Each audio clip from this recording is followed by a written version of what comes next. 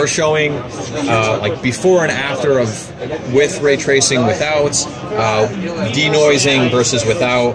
But the main example we're showing right here, let me pause it.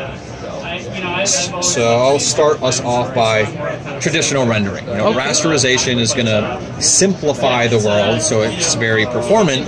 But in doing so, obviously some things are not going to be shown here. So I'll run through this video in a second.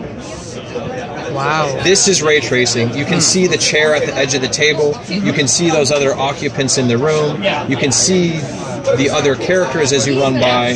So that's ray traced reflections. This is screen space. So it's limited to what's being rendered on screen. And back to ray trace. And we can go backwards again. Screen space versus reflections. I mean, screen space wasn't bad, but once you see this... Exactly, you can't unsee it, right? So, rasterization has been around for a long time, and developers and artists have gotten very good at trying to approximate the way something should look. But ray tracing, because it mimics the way light behaves, does exactly what the way light behaves, and thus gives you the most realistic looking image. Oh, this is fantastic. Colors. And are you familiar with ray tracing? So it's been in movies for the longest time. That's the de facto way people do CGI for special effects, but it would take forever to render. You would take several hours for one frame. Now, at this point, we've announced ray tracing is possible in real time for games. And we can expect some of those games by end of the year?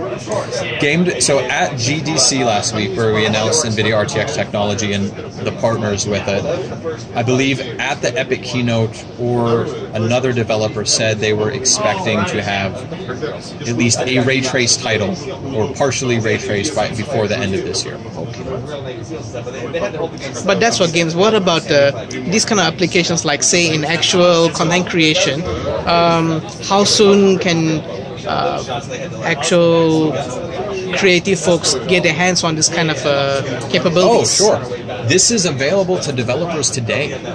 So last month, NVIDIA announced, Microsoft announced DirectX ray tracing. Right. And in order to take advantage of what we announced last week, NVIDIA RTX technology, you can access it through RTX if you're running on CUDA. You can access it through DXR if you're running on CUDA. Okay. DXR is available through Microsoft's RS4 build. It's like in an early access to developers. Our GameWorks denoising libraries here for ray tracing are in early access now to developers, being available soon more broadly.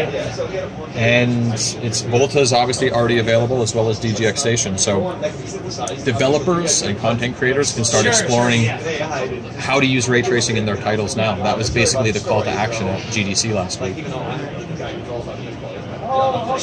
Okay, thanks for the demo. All right, my pleasure.